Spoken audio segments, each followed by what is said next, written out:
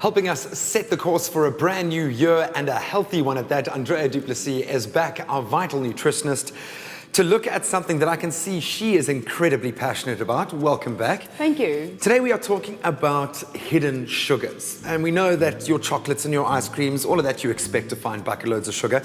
But how about bread or those so-called safe foods, even like a chicken entree? If something is packaged, 10 to 1 says that there is sugar in it. Now, before we delve into some of these hidden sugars, and I'm already looking a little surprised here at some of the ingredients you've got out, why does this strike such a nerve with you? Well, as a dietitian, I help people with their health problems, diabetes, cholesterol, blood pressure, overweight, and all of those things severely impact on their quality of life.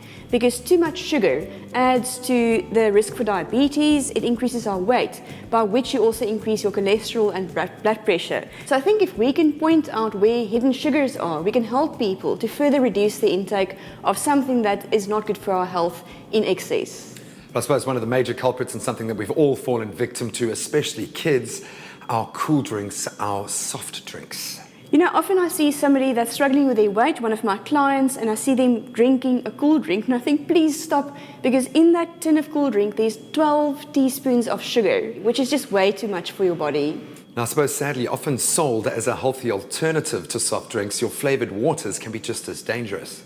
Yes, sometimes you do find artificially sweetened ones, but in general, most flavored waters contain as much sugar as cool drink. Now, you speak about reading labels. An area where I've learned to be vigilant is with your vitamin-enriched waters or your sports drinks, often pitched as being a healthy alternative, but that can often be exactly the opposite. Well, that's a difficult one because sports drinks and vitamin waters can sometimes be used after training, etc. But we have to be mindful that they do contain lots of added sugar.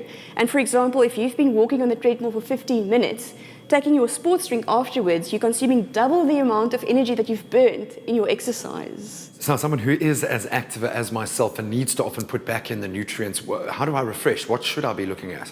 That's the challenge, water. And you know, lots of people are so used to drinking sweet drinks, being active when it's hot, but water is really the best solution. The second best to that would be homemade iced tea. And why I say homemade is you can imagine the prepared iced teas also contain lots of sugar. So to make it palatable, we add fruit juice to the iced rooibos tea or iced green tea, typically 2 parts tea, 1 part juice. That's nice. I would imagine a much easier sell with kids as well. Yes, children like sweet things. So what we have to understand is you can tweak your taste perception for sugar or sweetness. So by introducing something like the iced tea with a bit of added juice, you already make them used to something that's not so intensely sweet. Now, you would have seen me suspiciously glancing at our glass of drinking yogurt a couple of times here. This is normally the alternative. People use this as parts of diets to replace certain foods. This is a bit of a shock to me. Yes, this glass of drinking yogurt contains 8 teaspoons of sugar. Wow. Now, a really good alternative to that is a homemade berry smoothie using berries because they contain very little natural sugars and low-fat yogurt. So, oh, that tastes sweet enough for me. You know, and the last one of all these beverages that always surprises people is fruit juice. Even though it says no sugar added, sweetening is added in the form of concentrated fruit juice extract. And this glass, for instance, contains the equivalent of 10 spoons of sugar. Sure, that is very surprising. So we know we need the nutrients from fruit. How do we take it in? I suppose it's a simple answer. You do find unsweetened fruit juices lately, so it's something to look out for on the shelf. And make sure that they don't say, if it's guava juice, for example, that they've added apple or grape juice. Well, there are still tons of hidden sugars out there with a range of other products. What are some of the more obvious danger areas that we should be looking out for? The peas here explain it all because fresh peas taste better than tinned peas.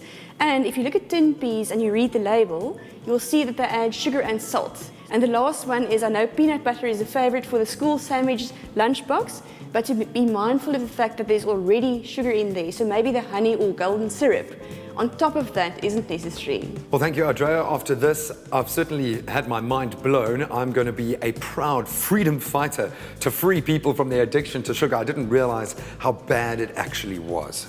Yes, I think the simple thing is read the labels, drink more water, homemade iced teas, and we can tweak our taste perception for sweet things. So using less is becoming easier and easier. I'll say cheers to that.